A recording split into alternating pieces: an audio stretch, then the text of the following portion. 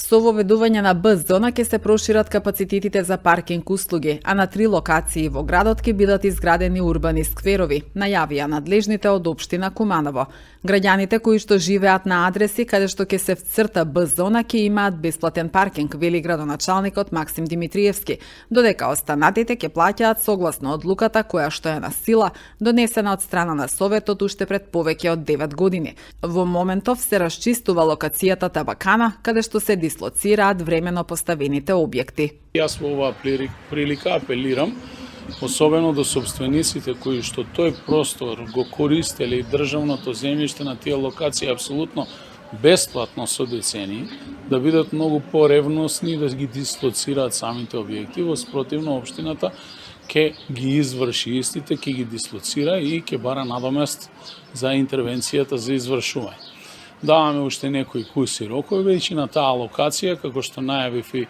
изборите, немам намера да реализираме градеж на маркица, да се гради стамбено-деловен комплекс, како што е предвидено, туку имаме намера да реализираме проширување на паркинг капацитетот, дополнително со еден модерен урбан сквер,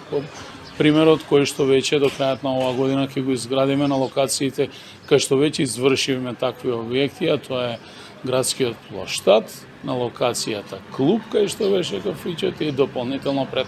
зградата Вајкики, за кои што денеска се предвидуваат пари со ребаланс на буџетот. Што се однесува до локацијата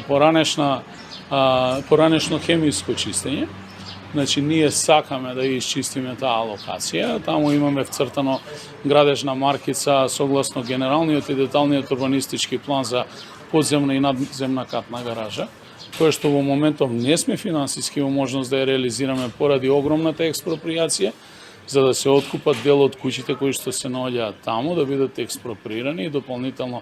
финансискиот концепт. Вчера имавме разговор со јавно предпријатие за стопанисување со стамбени деловен простор, кои што се собственици на најголем дел од времените објекти таму, за кои што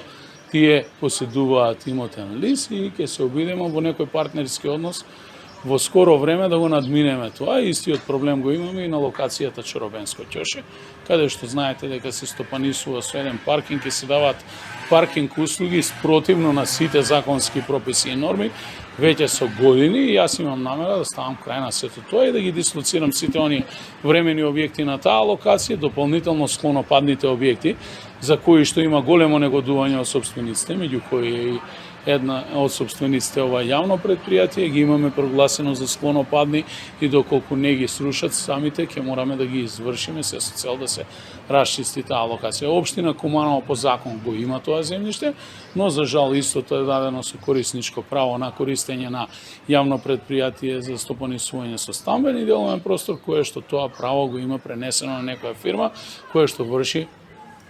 спротивно на законот дејност и дава услуга паркирање.